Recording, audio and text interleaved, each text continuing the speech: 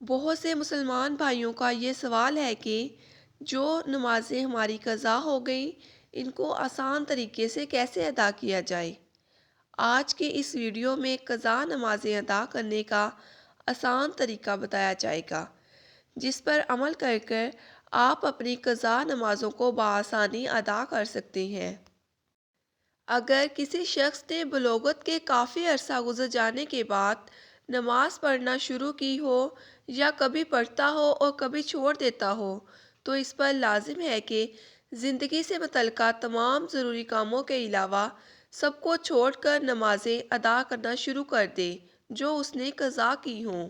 وہ اس وقت تک قضا نمازیں ادا کرتا رہے گا جب تک اس کے گمان کے مطابق تمام قضا نمازیں ادا نہ ہو جائیں۔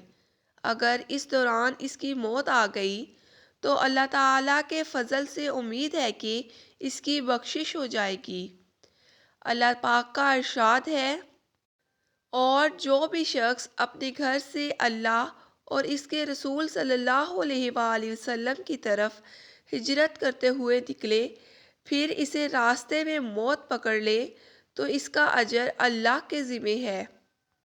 اللہ تعالیٰ بڑا بخشنے والا اور مہربان ہے۔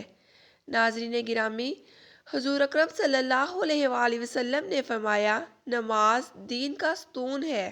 گویا نماز کو قائم رکھنے والا اپنے دین کو قائم رکھنے والا ہے اور نماز کو چھوڑنے والا اپنے دین کو چھوڑنے والا ہے۔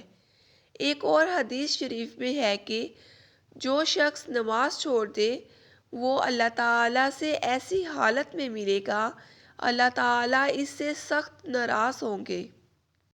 اس طرح کی ایک دو نہیں بے شمار حدیثیں ہیں جن میں نماز چھوڑنے پر سخت وعید ہے۔ جس چیز پر وعید ہو یا اللہ تعالیٰ کی ناراضگی ہو وہ گناہ کا کام ہوتا ہے، اس لیے ہمیں ہر حال میں نماز وقت پر ادا کرنی چاہیے۔ اگر کسی کو خاص عمر میں جا کر نماز کا خیال آ جائے اور وہ اپنے گناہوں سے توبہ کر لے تو پھر وہ پچھلی تمام نمازیں قضا ادا کر سکتا ہے۔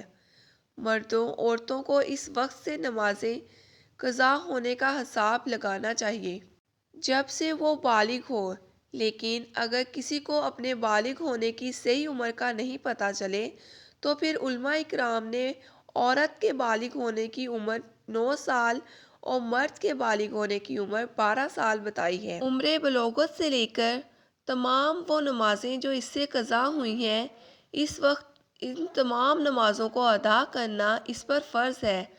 مسلمان پر ہر روز 20 رکعتیں فرض ہیں۔ قضا نمازوں میں سنتیں اور نوافل نہیں ادا کیے جائیں گے، بلکہ قضا نمازوں میں صرف فرض اور وتر ادا کیے جائیں گے۔ اس طرح ادا کر کر اپنی قضا نمازوں کو پورا کرنا چاہیے۔ نماز فجر کے صرف 2 فرض، نماز ظہر کے 4 فرض، نماز عصر کے 4 فرض، نماز مغرب کے 3 فرض اور عشاء کی نماز کے 4 فرض اور 3 وتر قضا نماز ادا کی جائے گی۔ اس کے علاوہ جو سنتیں اور نوافل قضا ہو گئے ہیں، ان قضا نمازوں کی نیت اس طرح کی جائے گی۔ نیت دل کی ہوتی ہے۔ اگر ہم زبان سے نیت کا اظہار کرنا چاہتے ہیں، سب سے پہلے نماز فجر کے لیے 2 فرض نماز فجر پڑھتی ہوں اللہ تعالیٰ کے لیے منہ تر کعبہ شریف اللہ اکبر۔ قضا نمازوں کے ادا کرنے کی ترتیب فجر، ظہر، عصر، مغرب اور عشاء کے فرض اور وتر کی ہے۔ جب بھی نیت کریں گے سب سے پہلے جو قضا ہونے والی نماز ہے اس کی نیت کریں گے۔ نیت اس طرح کی جاتی ہے، مثلاً جیسے فجر کی نماز کے لیے جو نماز مجھ سے قضا ہوئی اور ابھی تک ادا نہیں ہوئی میں اس کو ادا کرتی ہوں۔ ہر نماز میں اسی طرح نیت کیجیے۔ جس پر باکثرت قضا نمازیں ہیں وہ آسانی کے لیے اگر یوں بھی ادا کرے تو جائز ہے۔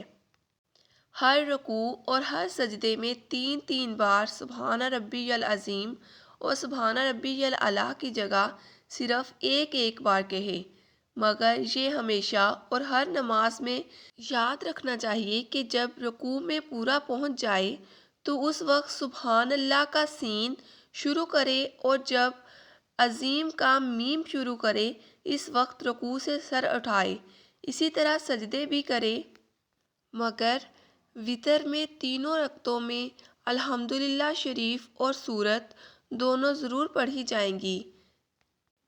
اور تیسری کمی یہ کہ تشہد یعنی اتحیاتو کے بعد دونوں درود کی جگہ اور دعا کی جگہ صرف اللہم صلی علی محمد وعلیہ کہہ کر پھر سلام پھیر لیں۔